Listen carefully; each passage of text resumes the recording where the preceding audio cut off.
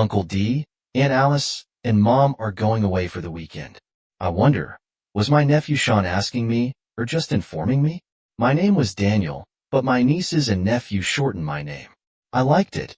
Alice really wasn't going to be home this weekend, so all I had to do was close up for the night in the middle of the afternoon.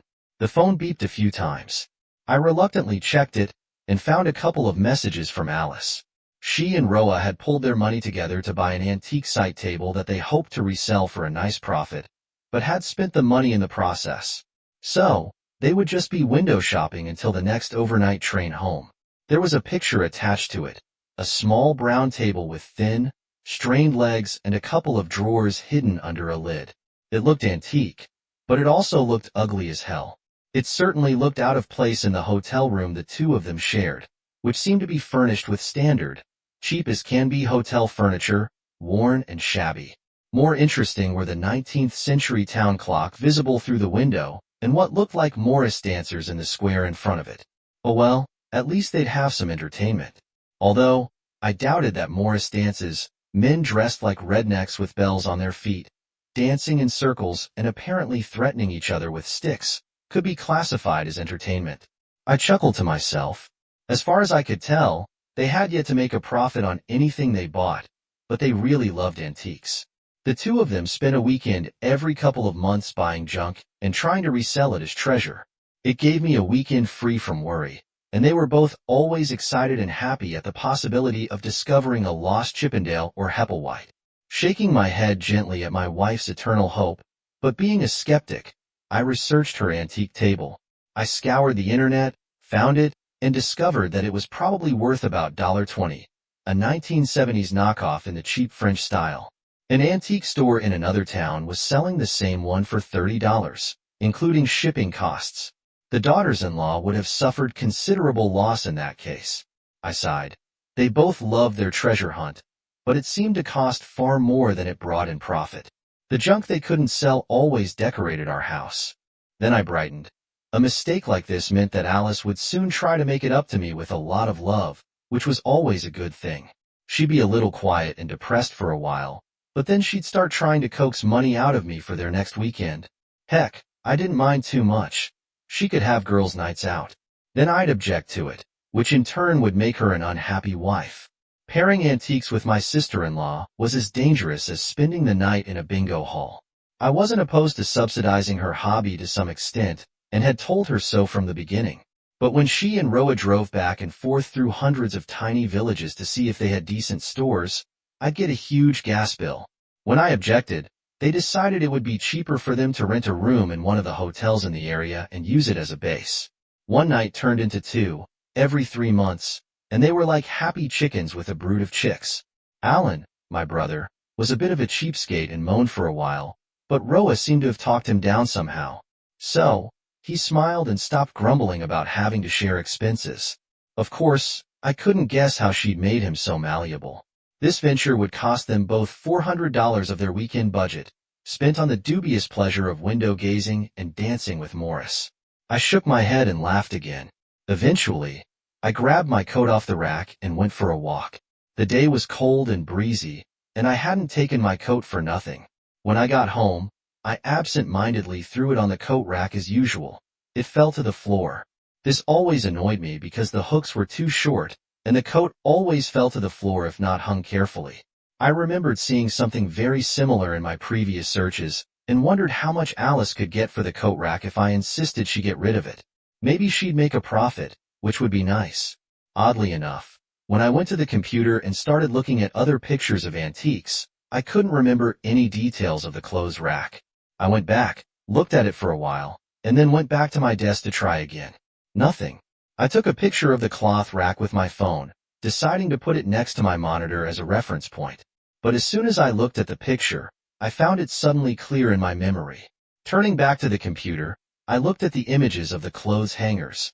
The pages flickered as I clicked on the mouse. There were 3 pictures from 3 different stores, so the odds of it being a rare antique were so slim that the charts would be off the charts. One of the stores on the Google Images page advertising the clothes rack was the same one that sold Alice's table. I shook my head. There's a sucker born every minute, and this store obviously knew it. In the list of merchandise, I saw a picture of the mug they'd bought last weekend. A huge mug with a picture of the royal wedding on it. There was the mug, and there was the name of the store that sold it. 3 items bought by enterprising entrepreneurs were available at the same store, Taylor's Antiques in Harlington. Once is interesting, twice is coincidence, 3 times is worth researching. If the women visited a different neighborhood every weekend in search of rare and unique items, the chances of buying 3 items also available at the same store were pretty slim. And if their purchases were available everywhere, they must have realized they couldn't make a profit. I went all over the house looking for other things that my wife hadn't already managed to pass on to some other sucker. Within minutes, I had snapped pictures of a jewelry box that played a tune while a ballerina rotated whenever the lid was lifted, a brass snuff box with a decent pattern engraved on the lid, and a supposedly Victorian tailor's mannequin that now adorned our spare room. The jewelry box was so common that I could have bought 3 within a 5 kilometers radius of my house. While the other 2 were not so common, all 3 were advertised on the website, Taylor's Antiques. This was very strange because the store was in Harlington, in Bedfordshire, and the hotel the women had booked was outside Ashford in Kent, where there were many antique stores. It wasn't that far apart, 100 miles or so, but they had all of Great London between them. Something was distinctly suspicious. The next stop was Google Maps Harlington. It was by no means big, not much more than a hamlet with grandiose dreams of becoming a village. The photos from this page showed a dull little cluster of houses, pubs, and stores. Although the clock tower on the small village hall was unique, there was enough detail in the photo to identify the tower as the same one in the photo Alice and Rhoda had said sent me. So, why the hell were they there? There was something about the name of the village, something pesky that my memory recognized but refused to detail. After trying various things to wiggle my slow brain, I finally checked the phone prefix online and found hundreds of pages of names listed in that area. Sighing, I started clicking around. Suddenly, one name popped up, Talon's Ms., 1472, Sandon Road, Harlington, 809 to 476. Talbot Chris Talbot, he, or his brother Callum. The Talbot twins, better known as the Tosspot twins when we were still at school, were potential toughs. They were low-level, lower-class bastards who bullied their way through life, even challenging my brother and me to try and pick up our girlfriends in our penultimate year at school. They were 2 years older than Alan and 3 older than me, but a year behind me in school. After spending a couple of years in a correctional facility, Alan and I didn't back down, and the clarification of our relationship took place behind the bike sheds, as always happened when there was a secret fight at school. The area was filled with an overly enthusiastic audience. The TO's spots treated it like some kind of championship fight and seemed to be copying Rocky Balboa, shadowboxing, running in small circles. Alan and I just watched them from the other end of the open area in the center of the crowd. We had a plan, and acting like 5-year-olds with sugar fever was not part of it. The 2 girls at the center of this mess were among a flock of girls off to the side in neutral territory, between the 2 factions, which was disappointing. It would have been a little more reassuring to know that they were at least supporting our side. The twins were big, with strong, homegrown muscles, pumped up by years of forced labor on their stepfather's farm. So when they attacked, we wisely schemed and pulled out the cricket bats we had hidden in the bushes. After we scored a couple of runs, they didn't want to fight anymore. I wasn't a dumbass. I sold telecommunications equipment, mostly to government agencies that already knew exactly what they wanted. Basically, all they really needed was someone to hold their hands while they signed contracts, which didn't require much mental capacity. No, I wasn't an intellectual, but I could guess what was going on here. The scheme was pretty simple. I thought about it for a while and then called my brother. After some discussion, Alan agreed with my conclusions. Our wives had been cheating on us with the Talbots for a couple of years now. My older brother was furious, however. My feelings puzzled me. I was angry at Alice for her cheating, especially the fact that she regularly hung out with people so far below her in class and quality. But I wasn't hurt. I was hurt, but not devastated. I felt deep disappointment in her choices, but not despair. I didn't feel like playing online games anymore, and the rain had stopped, so I wandered to the store and bought a pint of milk instead. I caught myself staring at the beer shelves, and I really wanted a lager or 2 of Newcastle's best brown ale. Sadly, I returned home to a cup of tea and some chocolate snacks, immersed in my thoughts. I was startled when my phone rang. Yes, hello, Daniel. Is that you? Alice's voice asked. Yeah, what do you want, Alice? Your brother was just here, she said. I was surprised. He started acting up much sooner than I expected. What did he say? He didn't say a word. He just stood there, his face so red I thought he was having a heart attack. Then he hit Roa so hard she fell and dragged her from the room. Should I call the police? She asked. Are you sure you want to make light of this? I think it would reveal your little secret, don't you? Or did you really think Alan's actions came out of the blue? He just woke up and decided to take out his frustration with life on Roa. The pause was even longer this time. What do you mean? She asked at last. Alice, this is unworthy of you. You should have realized the moment Alan showed up at the hotel miles away from where you were supposed to be that we'd learned all about your disgusting little sexy weekend. A faint sob was heard, and I pictured her there so clearly, sitting on the bed in her robe. Her face was pink, and her eyes were red from crying. I didn't feel much sympathy, however. Heck, for all I knew, she could have been dressed in a sheer satin shirt and lying comfortably with a glass of champagne and a wide smile. I was sorry. I sighed heavily. Yes, we're all sorry. And what will your apology get us? She asked quietly, after a long silence. So, what should we do now? We don't do anything, I replied. I'll probably find another place to live if you don't want to move out and live with your infected siblings. God, no, she said firmly. Sounds like you clearly don't have any positive feelings about them. So, it was just for sex then? What? I didn't float your boat anymore? Are you sick of Mr. Vanilla? Well, yes and no. What does that make sense? I love you, and I love making love to you. But they're the complete opposite of you in every way, and that's what made it exciting. I said, even though I appreciated her honesty. What I hadn't considered was that she'd slept with both of them. That had never occurred to me. Both of them? Really? God, I'm even more disappointed in you. How could I not see your need to indulge your basest desires? What's next? You going to go out and steal things, hurt children, torture animals, rape, and kill people? Oh, come on, Daniel. I admit I cheated on you, but it was just sex. I don't deserve that. I'm not that bad. I think I'm pretty bad. You happily went and cheated, which is a primitive desire. It's the caveman part of your brain screaming, I want it, so I'm going to get it, no matter what. Cheating, stealing, rape, murder, these are all part of the primitive brain. That's why we don't do that, and created civilization to try to enforce it. It also means that the person who does these things is not evolved enough. They don't have enough empathy to be civilized. Because the common thing in all these things is that when you allow yourself to do it, someone always suffers. The cost to the person doing it is often negligible, because someone else always pays the price in pain. By your actions, you have shown who and what you are. I am deeply disappointed in myself for not realizing this. Oh, come on, this is ridiculous. I admitted that I cheated on you, but I didn't try to kill you or steal from you or anything. No, you just did the thing that hurt me the most. Worse, you deliberately planned it, carried it out, and even made me pay for it. All the while knowing it would hurt me badly.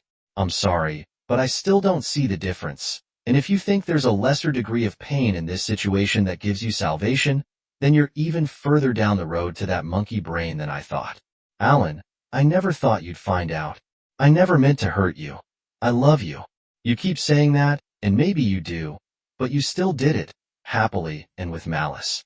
You never once tried to protect me from that cave woman you have inside you. In fact, I'm probably belittling Stone Age people by saying this. Monkey brain sounds better. Not for me.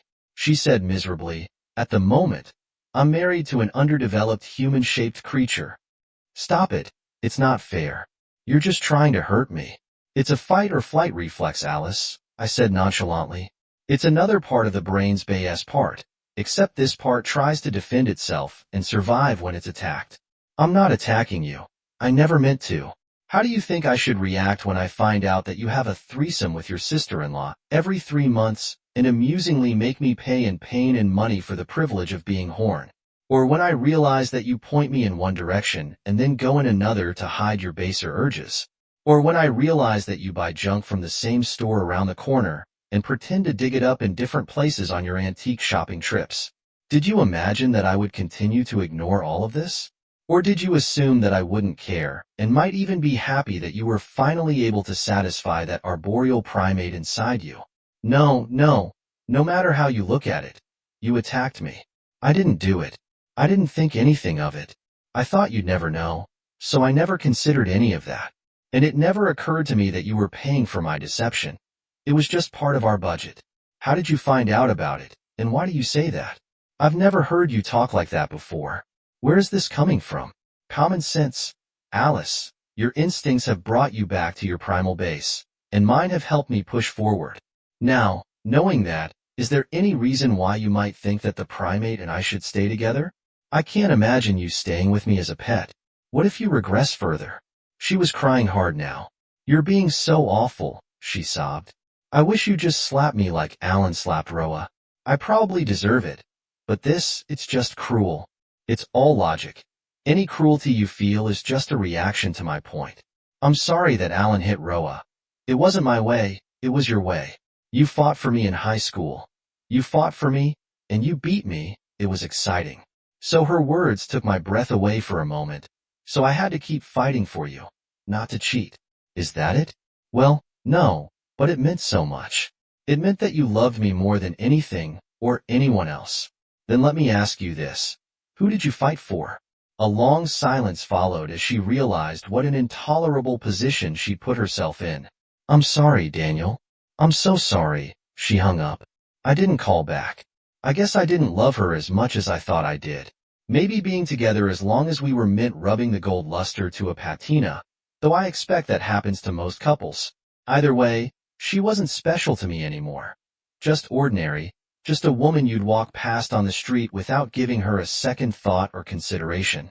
So, in the end, despite Alice's yelling and gnashing of teeth, and admittedly a few misgivings and thoughts of forgiveness from me, we headed to the divorce court.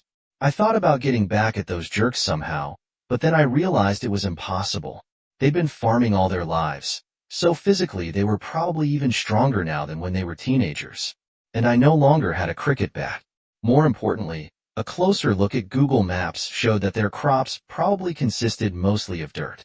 The farmhouse they shared with 2 wives and a horde of poorly dressed children in rags looked more like the remains of a gypsy camp than anything else. There was nothing I could do to them that would make their lives any worse. I suppose my wife and sister-in-law's quarterly visits to their village were probably the highlights of their miserable lives. Christmas, Easter, Guy Fawkes, and New Year's Eve, all together in 2 nights. Perhaps that's why the Morris dancers came to the party. Alice and I agreed amicably enough on the division of assets for the divorce, even though I absolutely insisted that she keep all the crap she brought home from their antiques and continue to rent the house. I moved out and found my own place.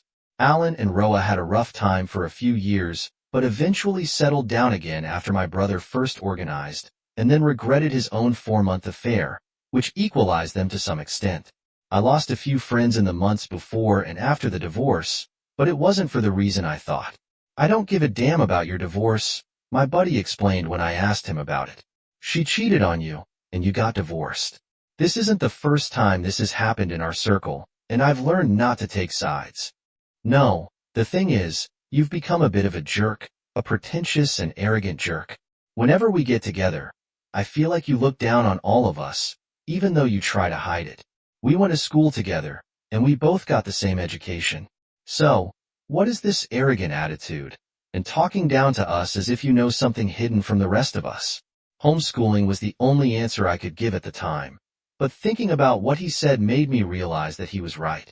There was nothing wrong with him as a friend, but I treated him and the rest of the people we interacted with as less intelligent and almost uneducated. I really had become a complete and utter jerk, and yet I couldn't go back to being the person I used to be before this whole mess started.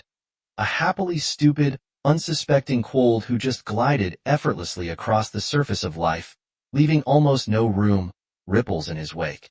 I couldn't do it for them, and I wouldn't try to do it for myself. I refused to be that person from now on. I left my old life behind me after a few months of wandering around Britain. I moved on eventually, traveling the world and making a living in many countries as a teacher of English, history, or geography. I spent quite a few hours on my laptop when I visited and mastered the local languages in Taiwan. I met and fell in love with a tiny university professor. She was a local, and her real name was Emmeline, which means beautiful and gentle, and was quite appropriate. However, most Taiwanese also have English-sounding names, and Kitty was the name she usually responded to, which fit her personality perfectly. She was pleasant to look at but, at first, she was prickly and aloof. After we got to know each other better, however, she became playful and always affectionate. She liked to be stroked and petted like a gentle kitty when she was sitting on my lap or lying on me, small enough to be perfectly comfortable for both of us. All her other preferences were quite human, and that's how I felt about her. So, we were perfect for each other. After we got married and moved to Australia, my nieces and nephew, separately or together, would visit us in Sydney whenever they had free vacation time. Sean was happy for me to talk to him about his astrophysical research and rocket engineering development. And what about Alice? It would have been wonderful to imagine her withering away and dying miserably without me. No, she finally met and married a farmer who wasn't a bit raised an adopted family and is quite content with an ordinary life. I finally apologized to her for calling her such a harsh name during that phone call. I assured her that she wasn't really genetically or a despicable criminal, just a greedy, spiteful, and self-centered individual. Somehow, she didn't consider that an apology, but I didn't feel the need to go on any further. I heard that she no longer deals in antiques, and all the furniture in her house is as new as they can afford. Memories are not always pleasant.